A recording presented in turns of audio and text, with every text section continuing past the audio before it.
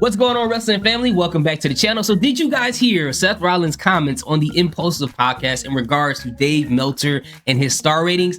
Hey, if not, I got you. Check this out. He's great. He's a great historian. He's been a part of the business for a long, long time. He started with the Wrestling Observer newsletter. That was his big thing. But he's great as a historian, but match ratings are silly. Match ratings are very silly. Well, it's subjective. Like right? I said, it's so subjective. Like, if it's good, it's good. Like I said, you know when something's good. I can watch a match on any show on the planet in front of a crowd of 70,000, in front of 20. I'm like, if the people are popping, it's a good time. That's the end of the game. But like to put star ratings on it, good for you. Good for you. So first of all, I got to give all the respect in the world to Seth Rollins for responding to the question about Dave Meltzer and his star rating so respectfully, because if you know, Seth Rollins had a long-term beef with Dave Meltzer and his star rating, so for him to be disrespectful, I appreciate this, especially being a world heavyweight champion. So salute to him on top of that. And I understand when he gets upset about things like that sometimes.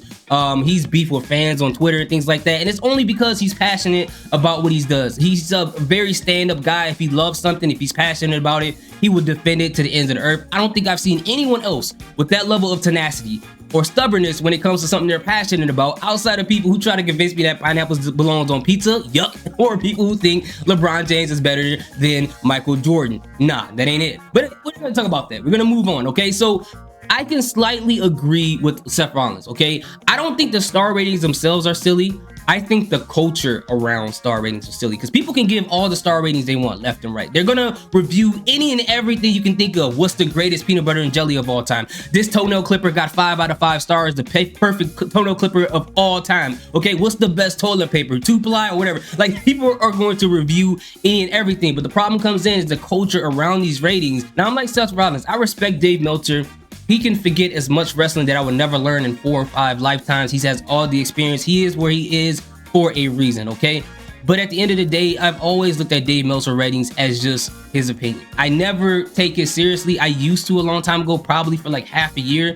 But I think what turned me off is, like I said, it's the culture around his ratings. For a lot of people, Dave Meltzer's thoughts is their Bible. Brian Alvarez, Wrestling Observer, that is their Bible. I have seen people in person and on YouTube who said that certain matches were trash, and then when the Dave Meltzer or the Wrestling Observer reviews come out, they change their mind to the other side of the scale, and vice versa. Or they've never seen the match before, but because they saw it has 5 stars, they call it the greatest match of the year or one of the greatest matches of all time. And I'm not gonna lie to you, it seems like that Wrestling Observer, when it comes to those 4.5 or those 5 stars, they kind of sit over there. They kind of stay over in the independent, the New Japan Pro Wrestling area, as opposed to WWE, because there are wrestlers, singles competitors, who have more 4.5 5-star rating than the entire WWE. So what does that tell you? He has a preference as far as wrestling, and I can't hate him for that. That's just his opinion. But again, as I said, the culture around this 5-star rating is the problem.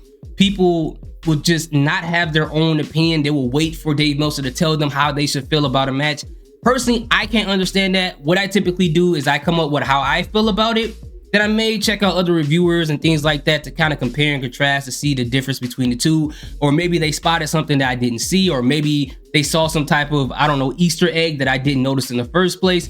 But at the end of the day, as they said in the clip, this whole thing is just subjective. It's not for anyone to take seriously. But again, the culture is what makes these things more important than they necessarily have to be. I'm not trying to say to boycott Wrestling Observer. I'm not saying that, you know, if you're a fan of Wrestling Observer, you should walk away. I think this applies for everybody. You see a rating, don't get upset. It's just their opinion. It's not, it doesn't, if you like it, it is what it is. If they don't like it, it is what it is. And also with star ratings, some people, you know, depend on those things because they don't take the time to actually read through the reviews. And sometimes people just don't have the time. You know, it's not anything bad. You know, that's why some people go to IGN and they'll look at the rating, and then they'll look at the good and the bad section and they'll move on. Or a Variety, or they'll go to somewhere else and just look at a star rating for a movie and just move on. Like, they do the same thing with pretty much everything else. But for me, some ratings are wrong to me, some ratings are right. It's a movie that I absolutely hate that gets, you know, Oscar nominated. There's movies that I love that gets 1 out of 5 stars at other places. So it's just based upon what makes you happy, makes you happy. And some people feel like,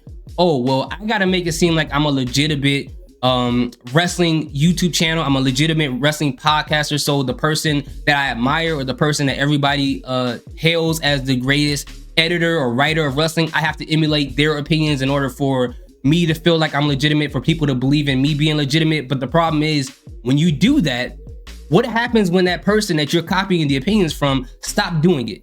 What do you do when they're no longer here? What do you do at that point? What if they skip a week? What if they skip a month? And then when that happens, eventually your real feelings are going to come out, and you're going to eventually contradict what you said before. So I would say just say how you feel, man. Regardless of how ridiculous it is, just say how you feel. But anyways, after that long diatribe, what do you guys think? Do you guys think star ratings are silly? Let me know in the comment section. How do you feel about Dave Meltzer? I appreciate each and every one of you guys, and I'm so glad to be back. Salute, peace, have a good day.